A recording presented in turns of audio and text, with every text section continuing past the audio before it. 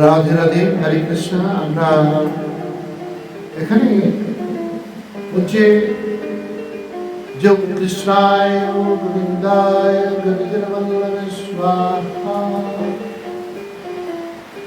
ওম কৃষ্ণায় বাসুদেবায় হরে পরমাত্মনে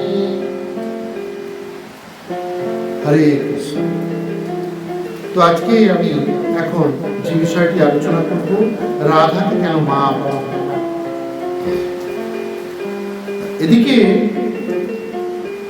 রাধারানীর দ্বারা অভিশপ্ত হলেন শ্রীদাম, পরবর্তী জন্মে তিনি শঙ্খচূড় দৈত্য হলেন। রাধারানী যখন শ্রীদামকে দৈত্য বলে শঙ্খচূড় দৈত্য হয়ে জন্ম নেওয়ার অভিসম্পদ করলেন, তখন শ্রীদাম বললেন, তুমি এ কি করলে রাধা? আমি তোমার পুত্রের মতো, আমি প্রভুর আদেশ পালন করেছিলাম। ভগবান শ্রীকৃষ্ণ আমার দরজায় দাঁড়িয়ে হিসেবে রেখেছেন, কাউকে ঢুকতে পারো না। আমি প্রশ্ন করেছিলাম রাধারানী যদি আসেন, তিনি বলেছেন রাধারানী কেউ ঢুকতে দেবে না। বিরজা সখীর ঘরে তিনি আছেন। রাধারানী যখন নারদের কাছে জানতে পারলেন যে সে বিরজা সুন্দরীর অভিলাষ করছেন ভগবান শ্রীকৃষ্ণ, রাধারানী ক্রন্দন করতে করতে ছুটে এলেন ব্রজ সুন্দরীর দিকে। দাঁড়িয়ে দেখলেন, দাঁড়িয়ে শ্রীদামকে বললেন, শ্রীদাম তুমি সরে যাও, আমি ভেতরে প্রবেশ করবো, প্রভুর সঙ্গে আমার কথা আছে। শ্রীদাম ঢুকতে দিলেন না, বললেন প্রভু বলেছেন। বলছে আমাকেও না? বলছে আমি বলেছিলাম রাধারানী কি করবো? ভগবান শ্রীকৃষ্ণ বলছেন, বিশ্বে যেই আসুক না কেন, তুমি বিরজা সুন্দরী কাউকে প্রবেশ করতে দেবে না। তখন রাধারানী জোর করে প্রবেশ করতে গিয়ে শ্রীরাম সঙ্গে ধস্তাধস্তি হলো, অবশেষে দুজনেই পড়ে গেলেন।